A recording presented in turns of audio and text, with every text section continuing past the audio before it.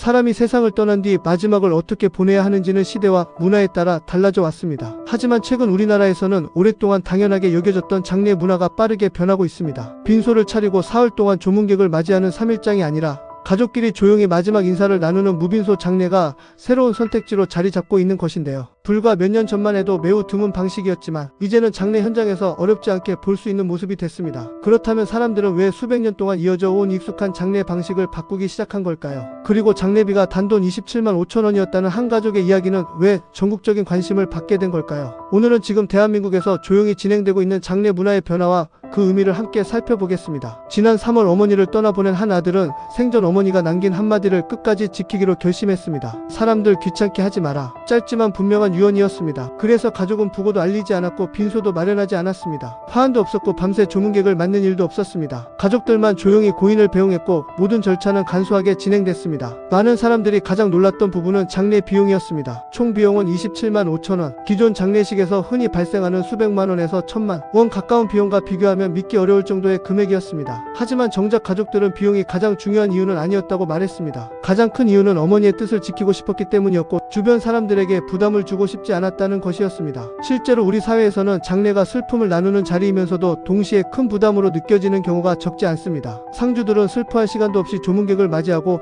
식사를 준비하며 예절을 챙겨야 합니다. 멀리 있는 친척들에게 연락을 돌리고 밤을 새우는 일도 반복됩니다. 조문객 역시 갑작스럽게 시간을 내야 하고 부의금을 준비해야 하는 부담이 있습니다. 그래서 최근에는 장례가 고인을 위한 시간인지 아니면 살아있는 사람들의 형식적인 의무인지 다시 생각해보자는 목소리가 커지고 있습니다. 실제 장례 지도사들에 따르면 불과 5년 전만 해도 전체 장례의 1% 정도에 불과했던 무빈소 장례가 최근에는 약 20% 수준까지 증가한 것으로 알려졌습니다. 이는 단순한 유행이 아니라 사회 전체의 변화가 반영된 결과라는 분석이 나옵니다. 가장 큰 이유는 가족 구조의 변화입니다. 과거에는 대가족이 함께 장례를 준비했지만 지금은 1인 가구와 핵가족이 늘어나면서 장례를 함께 준비할 사람이 크게 줄었습니다. 여기에 경제적인 부담도 무시할 수 없습니다. 장례식장 사용료와 음식 비용, 각종 용품과 인건비까지 더하면 상당한 비용이 발생합니다. 특히 고령화가 빠르게 진행되면서 장례를 치르는 횟수 자체가 늘어나고 있는 현실도 영향을 주고 있습니다. 전문가들은 이제 사람들의 관심이 형식보다 의미로 이동하고 있다고 분석합니다. 과거에는 많은 조문객이 찾아오는 것이 예의라고 생각했다면 지금은 가족끼리 충분히 추억을 나누는 시간이 더 중요하다고 여기는 사람이 늘고 있다는 것입니다. 실제로 빈소 대신 짧은 추모식을 선택하는 사례도 증가하고 있습니다. 몇 시간 동안 가족과 가까운 지인들만 모여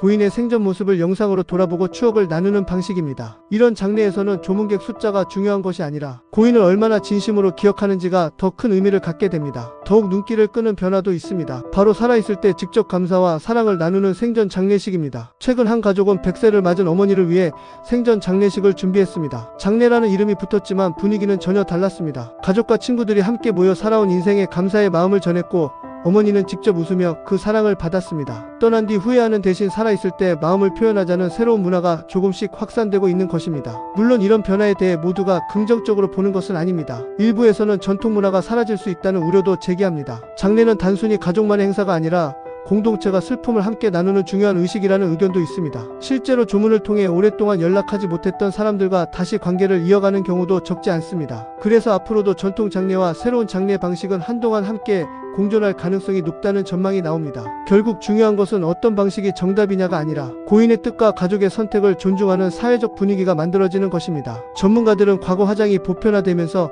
장례 문화가 한 차례 큰 변화를 겪었다면 지금은 추모 방식 자체가 달라지는 두 번째 장례 혁명이 시작됐다고 평가합니다. 앞으로는 기술의 발전도 장례 문화를 바꿀 가능성이 큽니다. 온라인 추모관이나 디지털 추모 공간처럼 시간과 장소에 상관없이 고인을 기억하는 방식도 점차 늘어날 것으로 예상됩니다. 결국 장례는 화려한 형식보다 마지막 인사를 어떻게 전할 것인가에 대한 선택의 문제로 바뀌고 있는 것입니다. 여러분은 장례가 누구를 위한 시간이어야 한다고 생각하시나요? 많은 조문객이 찾아오는 전통적인 방식이 더 의미 있다고 보시는지 아니면 가족끼리 조용히 고인을 기억하는 방식이 더 좋은 이별이라고 생각하시는지 댓글로 여러분의 의견도 함께 남겨주시기 바랍니다. 앞으로도 우리 사회를 바꾸는 다양한 변화와 이슈를 가장 쉽고 깊이 있게 전해드리겠습니다. 지금처럼 빠르게 변하는 세상의 흐름을 놓치고 싶지 않다면 구독과 좋아요 그리고 알림 설정까지 부탁드립니다. 다음 영상에서는 더욱 흥미롭고 의미 있는 이야기로 찾아뵙겠습니다.